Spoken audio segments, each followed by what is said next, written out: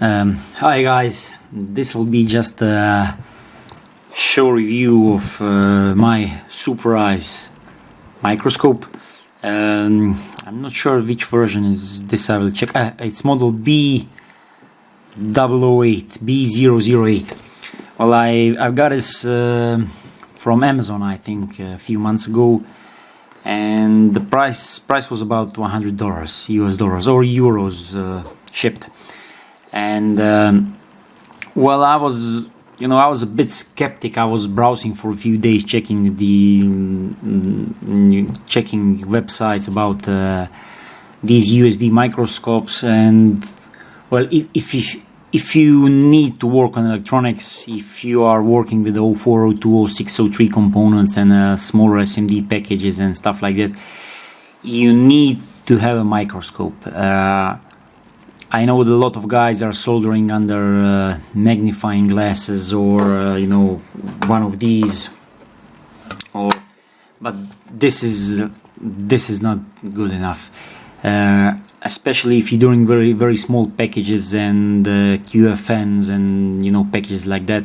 You need to have a microscope which can magnify at least like 40 times or something, so you can go in and inspect those small pins. Well, I received a bigger package with this. This package contained also a smaller stand for it. This is the stand, and well, just as for smaller work, for closer inspection and even some soldering, this is good enough. Stand comes separated. You need to mount this bottom plate with a screw, and well, it just goes up and down. That's it. That's all the freedom it has. And the microscope itself comes in a small box, and it's sturdy. It's built like a brick, and I like it. I like it a lot. So you can take it with you. There's nothing much in a box. There's like a user manual beneath it.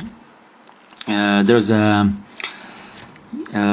CD with the software. I downloaded the software. I didn't open this. And there's a, I don't know, can the camera focus on this? There's a small patch for in millimeters for calibration, I think. I never use it. I don't need this, so I didn't use it at all. Well, it says here Supereyes software 3.53 user manual. I've downloaded a new software. The microscope itself is very small.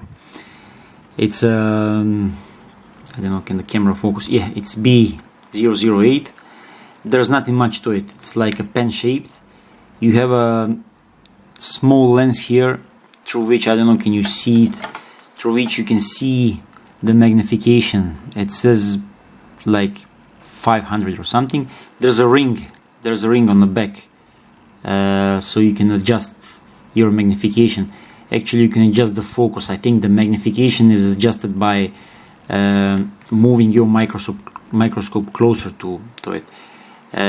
Microscope has an O-ring light here with the 4 white LEDs, and the thing is, I don't use it that much.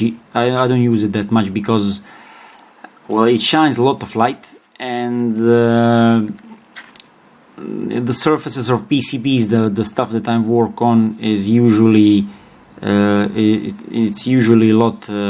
It's shiny, so well, its reflection is too strong to see anything. So usually I get the light from the side. There's like a meter of a cable, and there's a small thingy here on a cable with this thing to adjust the brightness of the light, and a small button to take a picture. I like these. I don't like these. I've been using this some other Chinese microscope with the button on it for taking pictures, but the thing is, with a stronger magnification, each time you press the button, you shake a microscope, and images are blurry. So with this you can take pictures independently of that. I think you can do it also in software. Well, that's about it. That's all I can, that's all I can tell about this microscope. I use it a lot, and I'm satisfied with it. I will set it up on a computer, and I will show you software, and I will show you magnification and recording and everything. Usually this comes. Let me just check on a computer. A lot of at least the microscopes that I've been using before, they were like microscopes capable of 800 by 500 resolution, but this one is much better, and frame rate is so good you can use it. You can actually solder with it. I will set it up on a computer, and we'll just have a quick look on the software.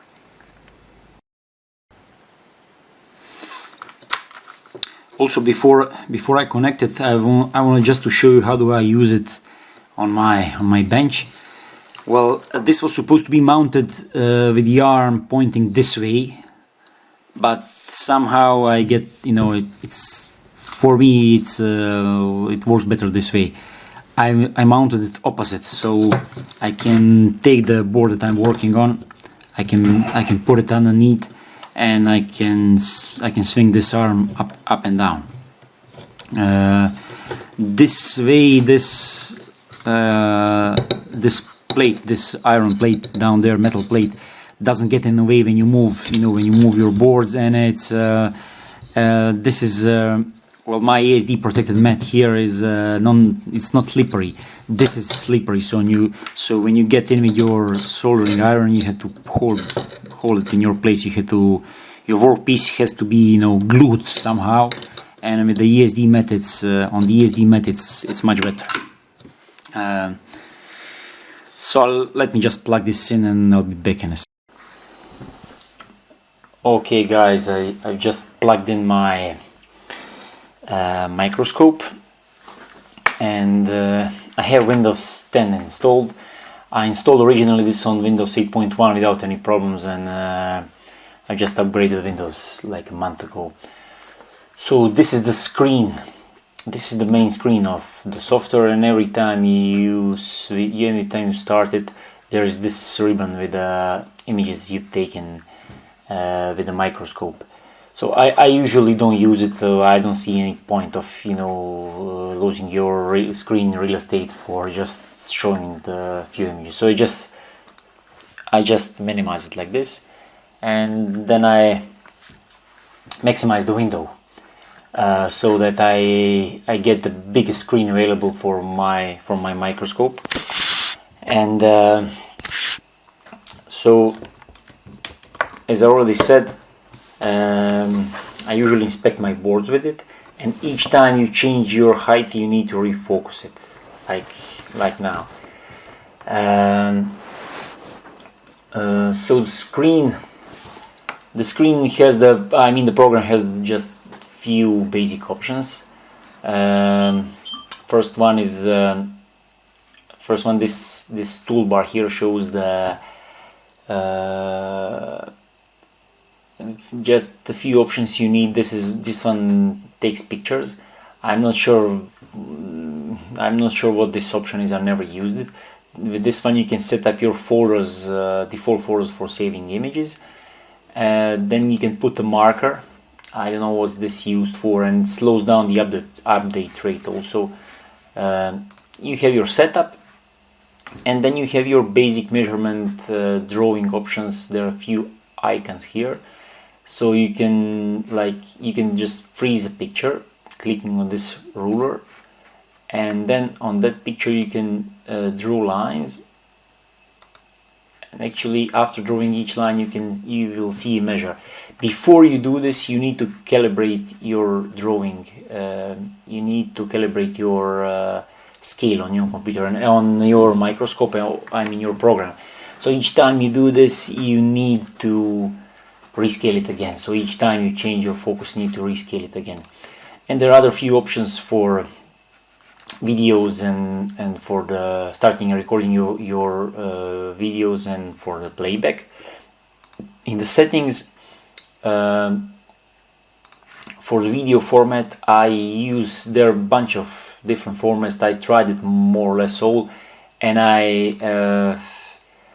well, this is the best one, at least on my computer. This 2048 by 1536 24-bit color, and with this video format, basically you get more or less live update. There is a slight